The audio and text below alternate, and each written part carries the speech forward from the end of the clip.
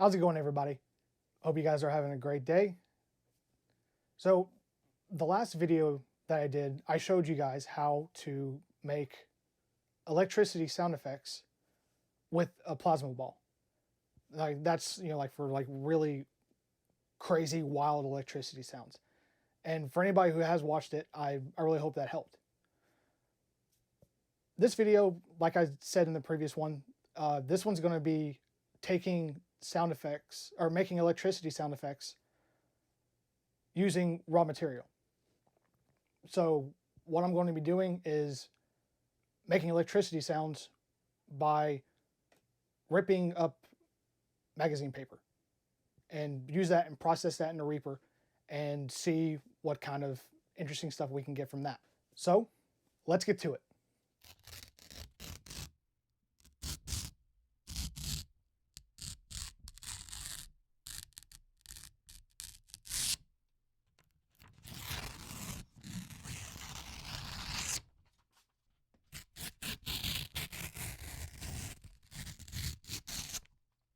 All right, so now we are in Reaper.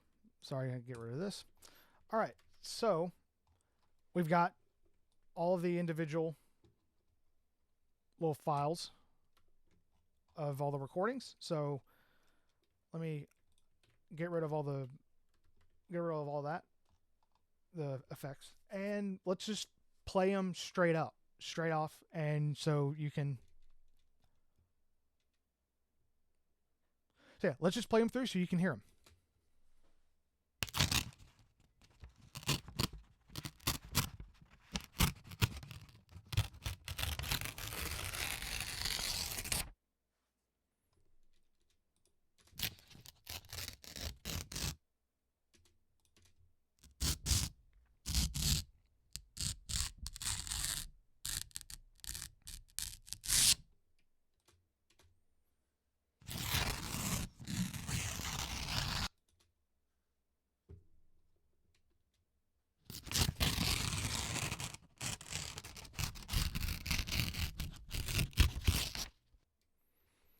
All right, so yeah, you can hear them all. And as a foundation for this, I really love it.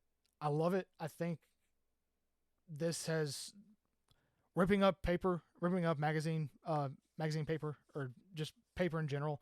I think that's a really great foundation to start using electricity sounds. It just sounds very, very organic, and I love that.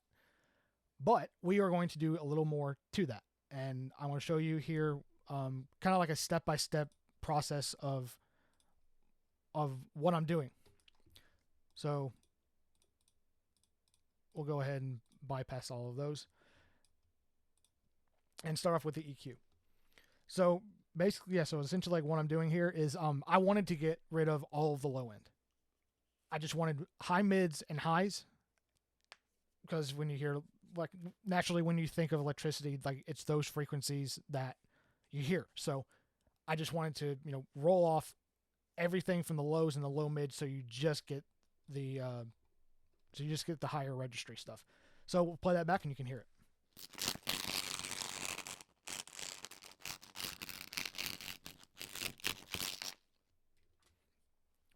And I think that does a really good job.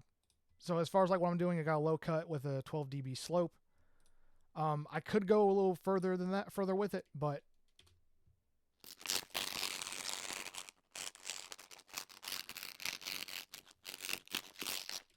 I don't know, something about like the 12 dB slope. Like, I think that does more than enough for what I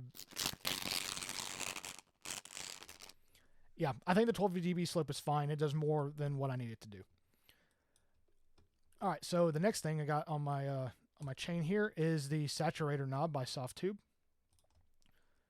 And I wanted to, again, add a little bit more to the top end. I just wanted to, kind of like saturate those, since those are what we're going to hear. So I'll play with this a little bit, and we'll play through this. And let's see, do I have loop on? Yes. Yeah, so I'm just going to play through this and kind of mess with the knob so you can hear what, hear what that's going to do to the signal.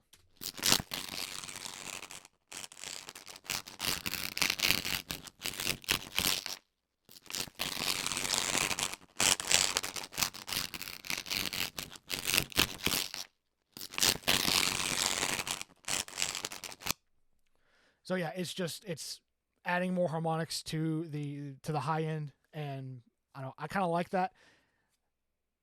I want, like that really kind of sharp attack, and all that kind of like sizzly kind of stuff out of it. So the saturation knob, just worked beautifully for that.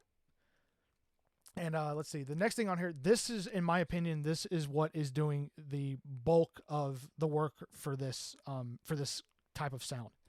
And I'm using the ring mod by Melder Production.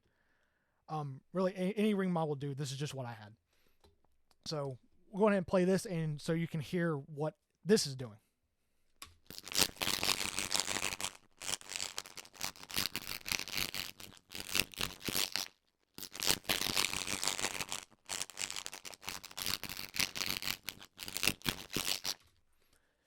That right there is that is showing the exact kind of sound that I was looking for. And I don't know, like mainly what I did was I just kind of adjusted a little bit of the frequency and kind of move some of the smoothness about like maybe like 70-75% or so.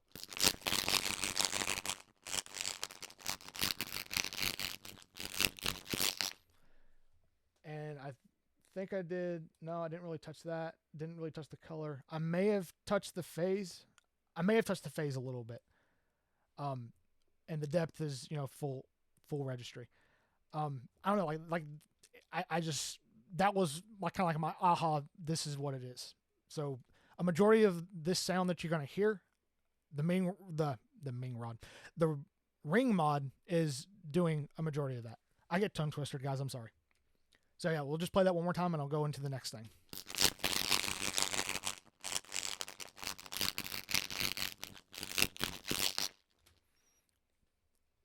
Absolutely love that.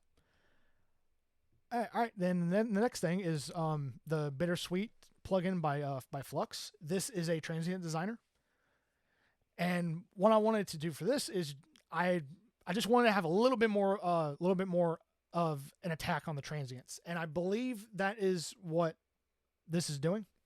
At least when you go to the bitter side of Bittersweet, get it, Bittersweet, get it, Bittersweet. Yeah, okay.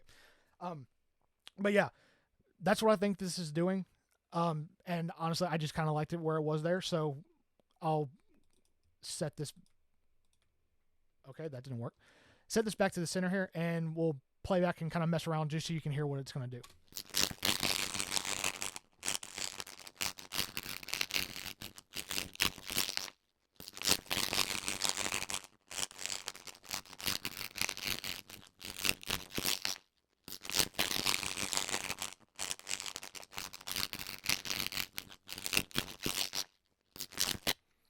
So yeah, you can hear the more you get to the bitter, the more like those transients just really popped out and got really punchy.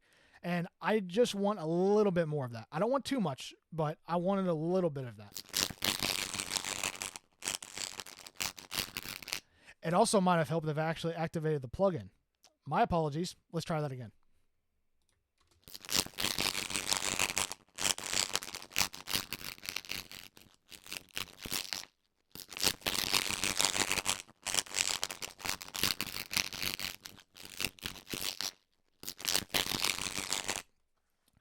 Okay, so yeah, that time you could hear it. So yeah, I just wanted to kind of add a little bit more transient attack, and I didn't want to kind of go overkill because everything else is doing, a pretty decent. Not, well, I shouldn't say pretty decent, but they're doing their job, and I just kind of wanted to have a little bit of subtlety going on in there. And next on the list is this is just a stock pitch shifter that came with Reaper. I love this thing mainly because of this right here, the 4-inch shift. And I'll show you why I love that. So let's go ahead and activate that. All right, and then I'll play it for you, and you can hear what this is going to do to the signal.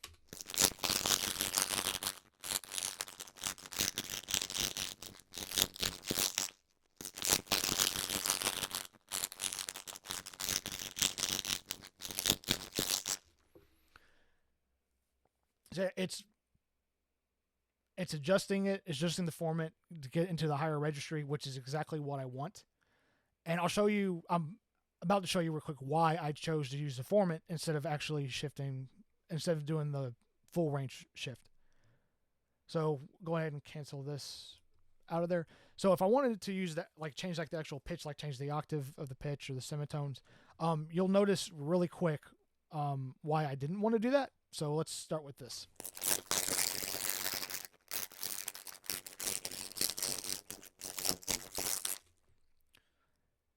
Yeah. Didn't like that at all. Neither of this. So play this.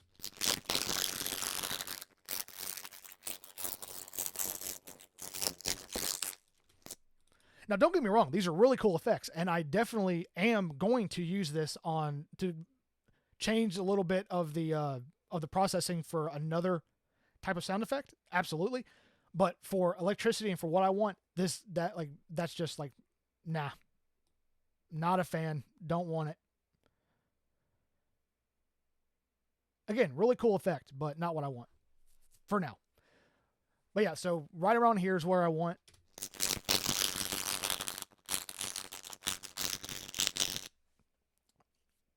That, I don't know, I feel like that kind of just accentuates a little bit more on the attack on the high end. And I just love that. And then the final thing I have here is the Crystallizer plugin by Sound Toys. And this, again, this is going to, along with the ring mod, this is actually doing a pretty decent bulk of, or I shouldn't say a bulk, but it's kind of like putting the icing on the cake, so to speak. And I'll go ahead and play that for you, and you can hear.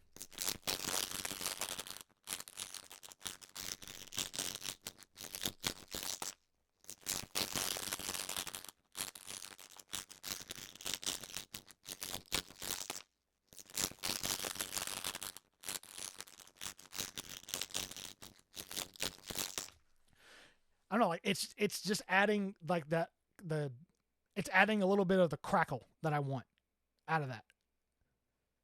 It's like with the delays and everything, and how much of it through the gate, how much of I'm allowing it through versus how much is not going through. It's adding just the amount of kind of like crackle, snack, crackle, and pop, if you will, of what I want, and it still maintains some kind of, it still maintains that organic kind of feel, I think. And if it does present a little bit of artifacts, it's not really doing it in the extent of what it was doing in the pitch shifter. And I don't have it fully mixed in, but the effect is getting mixed in a good bit. I am adjusting the pitch in this a little bit. And I've got, it's set to gate, and I'm allowing, only so much of the actual effect into it. So yeah, if I just went completely crazy and just got rid of the gate altogether, take a listen.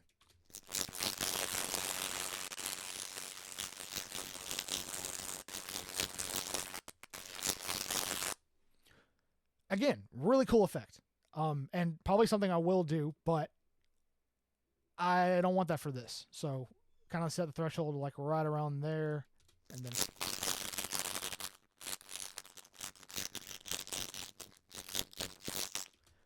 Like, it maintains the original, it still is maintaining the original tone, the original sound of the raw recording, along with everything processed, but it adds just enough of the effect that I want.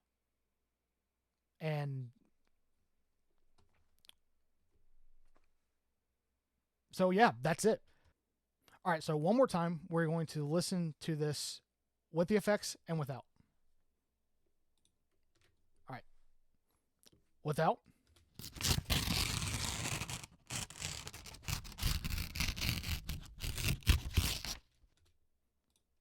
And with.